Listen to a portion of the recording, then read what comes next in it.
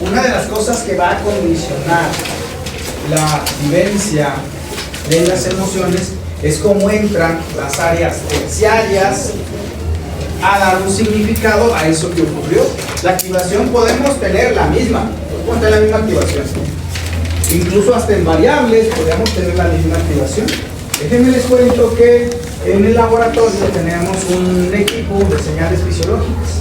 Y ese equipo de señales fisiológicas en algún momento nosotros decíamos, vamos a poder tener cómo es la activación de tristeza, cómo es la activación de melancolía, cómo es la activación de tal.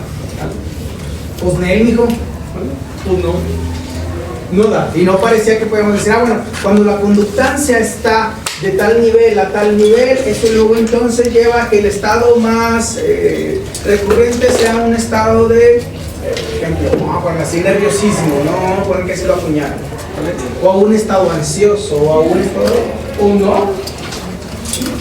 Porque luego cuando venía el significado de la experiencia de la persona, pues estaba diametralmente, muchas de las veces, opuesto a lo que nosotros habíamos enmarcado. Y de cierto modo no podíamos nosotros garantizar y decir, esto es lo que pasa. Entonces, sí es complicado, sí es muy complicado el dar desde señales fisiológicas, desde activaciones de la corteza, ¿vale? Para dar, siempre que pasa tal cadena, ¿vale?, de activación, lo que tenemos es tal, 1. Y efectivamente el mismo estímulo que a alguien le produce, vamos a decirlo así, rabia, a otro le podrá producir aceptación. Bien. Ustedes sí revisaron, o más bien ustedes sí tenían datos de la rueda de Plotchik, ¿verdad?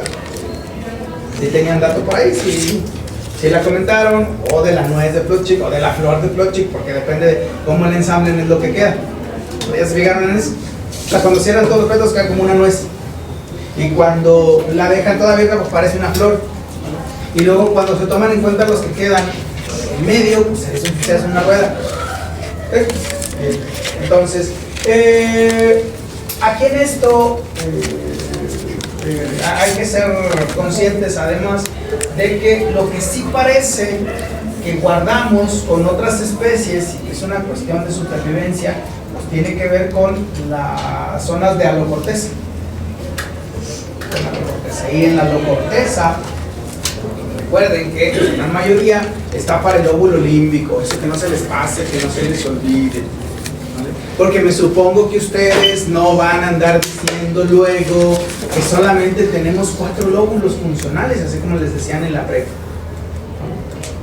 Y como hay muchas carreras, no he topado, otros programas de psicología que dicen son 4 lóbulos. Y espérate, ¿y luego dónde dejaste el lóbulo límbico? O sea, ¿sé qué lugar le diste?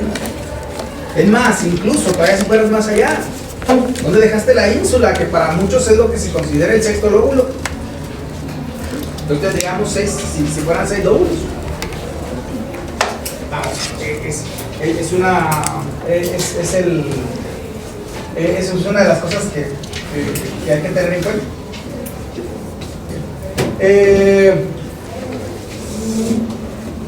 Acuérdense que esto nada más es para que vayan teniendo también dato de cómo está protegido y dado. Y en cuanto a lo funcional, acuérdense que el desarrollo del cerebro no es que nazcamos con un cerebro ya que está funcionando plenamente, no, se van minimizando zonas. Y entonces vamos a dar cuenta con que en las etapas de la adolescencia y derivado de que las zonas anteriores no están completamente nivelizadas, tenemos algunos cuantos problemas para mantener un dominio emocional. Cuando digo mantener un dominio emocional me refiero a que cuando el frontal todavía no termina procesos de maduración, es más complicado a un cerebro hacerse y ajustarse al número de cosas. Va a llegar el día en el que ustedes digan, ay, ¿a poco me sentí tan enojado porque el maestro me dijo que me equivoqué? ¿A poco me sentí tan frustrado cuando reprobé un examen? ¿A poco lloré cuando no exenté la materia? ¿Ya? Se va a llegar el día. Y ese día seguramente se va a llegar porque al final sus sectores anteriores ya cambiaron algo de esa perspectiva y resulta de que ahora tienen dificultades mayores. Tienen dificultades mayores. Y entre esas dificultades que van a ser mayores, pues implica que el frontal ya está funcionando. Ojo, uno dice, el punto de moderación está entre los 20 y 21 años, pero se van a encontrar en este planeta muchas personas en las que uno dice, ay, ese frontal jala bien. Ese frontal no jala muy bien, ¿sí? Déjenme les cuento lo que me pasó ayer. En la colonia donde yo vivo, iban a renovar el comité de vecinos. Entonces, el comité actual, que obviamente en la adolescencia uno vive las emociones de un modo muy diferente a como las vivía siendo más adulto. ¿Verdad? Y uno sufre porque, bueno, en mis épocas era porque medio te enterabas que andaba otro ahí tirándole el can a tu novia. De que encima luego, pues peor, ¿no? Porque resulta de que de tu novia tú pensabas que era la más guapísima del planeta y que por ende todos buscarían. Ya lo quiero de la distancia distinta. Estaba haciendo, ¿no? Fue parte de. Entonces vamos a ver. Esta organización más o menos que tiene nuestra corteza, ¿vale? Involucra algunas cosas relacionadas con el sexo biológico a modo de circuitos. ¿Sí? Pareciera que la manera o la vivencia emocional, por qué sea, hombre, la verdad que yo no tendría tampoco una respuesta clara. ¿Cómo es que encuentras mayores tendencias, vamos a decirlo así, mayores tendencias a una generalización en la población femenina contra la población masculina? Ojo, hablo de población masculina. Tenemos todavía muy pocos datos para saber si en los que se declaran no binarios les pasa igual o no. ¿Y a qué me refiero con esto que les pasa igual? Vamos a ver. Pareciera que la amplitud, la experiencia de cualquier evento para la población femenina es como que es como toda una experiencia más plena, más completa. O sea, yo digo, es como si la gente llegara, o sea, como si la mujer llegara a trabajar completas a todos lados y pareciera que los hombres no lo hacemos así. Esto es, llegas, haces lo que tienes que hacer y ya está. Yo no sé si por raíces culturales, yo no sé si por qué motivo, la verdad es que no lo sé. O sea, sería muy aventurado de mi parte decir, es por la cultura, es por el pacto patriarcal, es por... No, porque si no, temas no me muevo, ¿vale? Ahí, o si es por a lo mejor una represión, ¿vale? De que al ser hombre tienes que hacer N número de cosas que corresponden a hacerlo como hombre, ¿no? ¿Se me explico? Que es así como que... La verdad es que luego no resulta tan cómodo. Pero claro, da algunas ventajas. Siempre recurro al ejemplo de platicarles cuando trabajaba en Cominsa, que teníamos juntas en las que hasta mentadas de madre había. Así. O sea, se podían cantar un tiro ahí enfrente y la parte eran puros ingenieros con los que estaba ahí. Entonces, esto es un sistema de circuitos. Las emociones pasan igual, es un sistema de circuitos. Por ende, no podríamos decir que todos vamos a hacer el mismo procesamiento de las emociones. por ende, también el pensar en la empatía como tal, pues tiene también sus consecuencias. Ya ven que luego eso es un término también muy socorrido, ¿no? Pero es que la empatía es un término como más social, ¿no? O sea... Bueno, pero tendría que tener también una base moral. ¿Qué conducta ocurre sin que el cerebro esté involucrado? ¿Conducta alguna, no? Claro, la empatía va a tener una... Quizás lo que está más cercano y que se ha estudiado son las neuronas espejo. Pero aún así con las neuronas espejo lo único que ocurre es que cuando las neuronas espejo lo único que pasa es que cuando hay una activación, ¿sale? Cuando hay una activación de otro grupo neuronal, esas se emulan o se entran en ese ritmo. Entonces la bronca con eso es que no alcanzan para explicar, la verdad es que no alcanzan para explicar esos aspectos de la empatía, el acompañamiento y estas cosas, ¿no? Y es que la verdad es que el término como tal, empatía, ayuda poco para describir qué es lo que se hace o qué es lo deseable hacer con eso, ¿no? O sea, yo primero tengo que ser consciente que mi experiencia, mi historia, mi privilegio, incluso hasta mis características físicas, fisiológicas, no son iguales a las tuyas, que estás pasando por un proceso, ¿no? A lo mejor, y como bien decía uno de sus compañeros allá, dice, bueno, es que tiene que ver más con acompañar en el sentimiento a la otra persona. Acompañar en el sentimiento. Y un acompañamiento es, te doy tu espacio, ¿vale? Y te acompaño. Bien, no voy a saber al 100% cómo es como tú te sientes o cómo deberías de sentirte, porque a veces entramos en eso, cómo te deberías de sentir. Pasa mucho cuando hay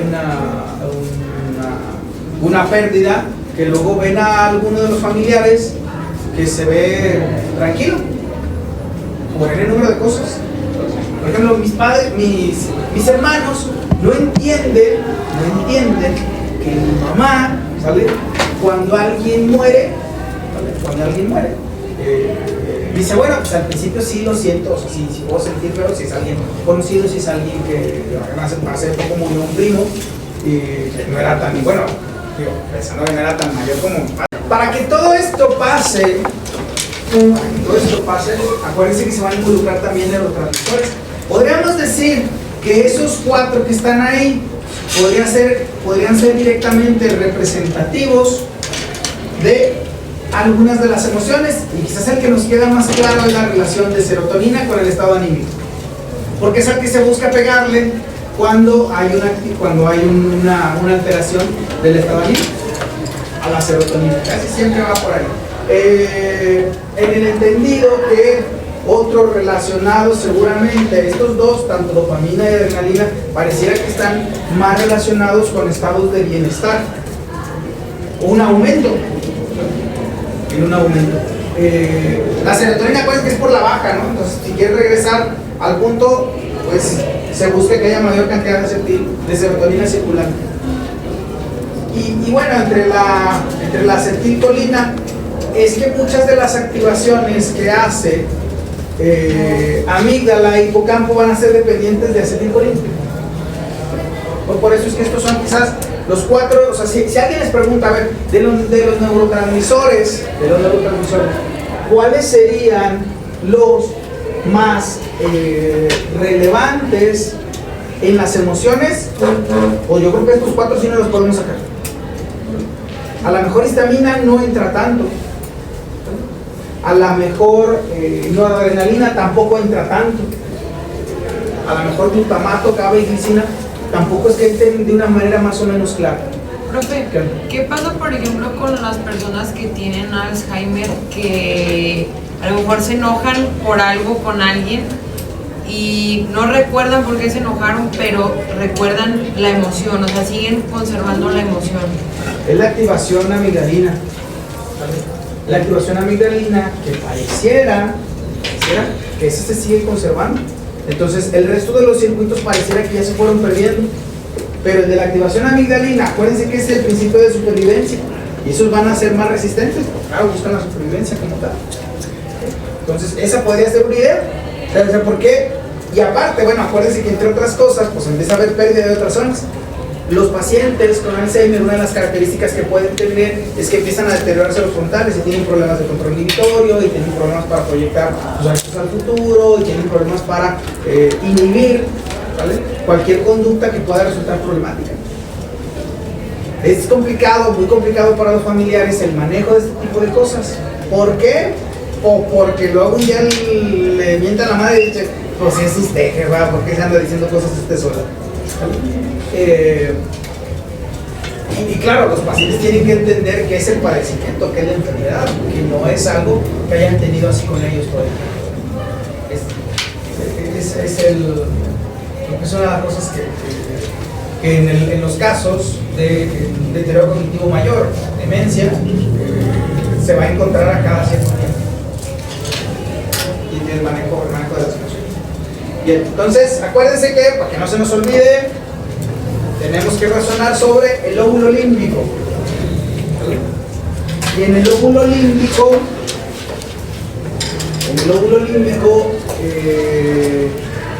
tenemos que enfocarlo primero como que se trata de una porción de aldocorteza. Y por ende pareciera que es más primitiva, pero también por eso estaría más destinada a la supervivencia. Para poder ubicarla, pues acuérdense que corresponde a toda la parte que está rodeando el cuerpo calloso, por la parte de la línea media. Ese a ustedes no se les debe de perder. Y de hecho, cuando se piensa en emociones a nivel cortical, pensamos que el lóbulo límbico es quien tiene un papel quizás más determinante para la primera parte, que es la activación de los mecanismos que vayan a favor o en contra de la supervivencia. A la par de que luego el lóbulo límbico va a poner a funcionar sus conexiones con otras zonas. ¿Ya se fijaron? Por un lado, la posición que tiene el lóbulo límbico es de cierta manera estratégica, porque termina comunicándose con todos. Por ejemplo, el frontal sí tiene axones hacia el parietal, ¿vale?, pero tiene menos hacia el occipital. Pareciera que siempre tiene que pasar por parietal. El lóbulo límbico no. El lóbulo límbico sí está prácticamente cerca de todos. Todo aquello que genere o todo aquello que nos mueva en emociones va a ser más susceptible de ser recordado. ¿Por qué? Por la activación, primero, del núcleo amigdalino, ¿vale?, y luego de toda la corteza límbica. Si usted quiere que a alguien no se le olvide algo en particular, tendría que plagarlo de alguna emoción. En el entendido también, de que acceder a ese tipo de cosas pues no va a ser un asunto sencillo. No por llegar y contarles que me acuerdo que tenía un maestro en la Ateneo que llegaba y se aventaba cada historia, ¿vale?